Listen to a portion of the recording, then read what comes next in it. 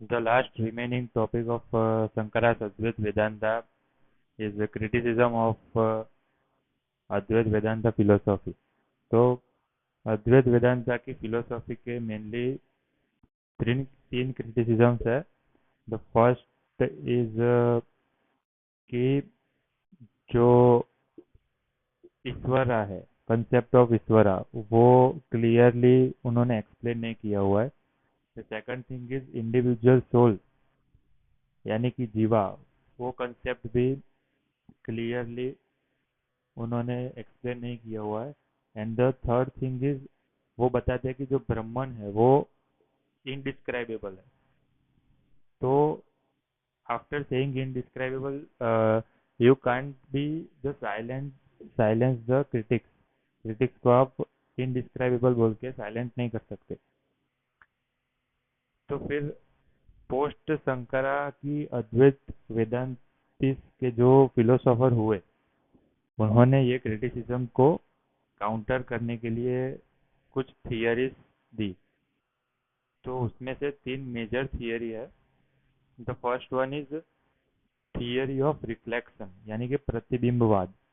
तो प्रतिबिंबवाद में अद्वैत वेदांति ऐसा बताते हैं कि जैसे सन और मून, वो उनका जो रिफ्लेक्शन यानी कि प्रतिबिंब एक रिवर में पड़ता है, तो due to the wave of river, the reflection of sun and moon appears as many.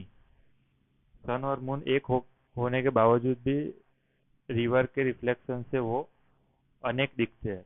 ऐसे ही ब्रह्मन एक है, लेकिन जो इंडिविजुअल सोल है वो ब्रह्मन का रिफ्लेक्शन है, इसलिए वो मैनी दिखते हैं.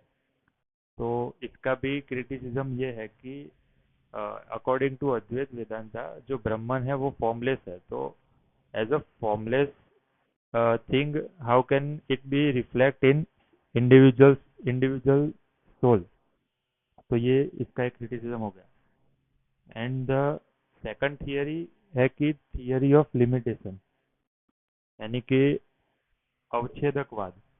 उसमें अद्वैत वेदांति से ऐसा बताया दिया कि ये जो स्पेस है, वो स्पेस एग्जिस्ट करता है एवरीवेयर, ठीक है, बट उसको भी हम for the sake of convenience room या फिर पॉट, ऐसी छोटी छोटी चीज़ों में डिवाइड करते हैं.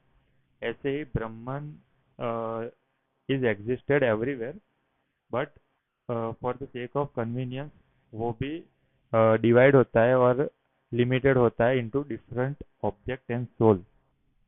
बट इसका भी एक क्रिटिसिज्म ये है कि जो ब्रह्मन है वो तो इटर्नल है और इतना पावरफुल है कि लिमिटलेस है. बट माया ब्रह्मन को कैसे लिमिट कर सकती है, तो ये इसका भी एक क्रिटिसिज्म हो गया.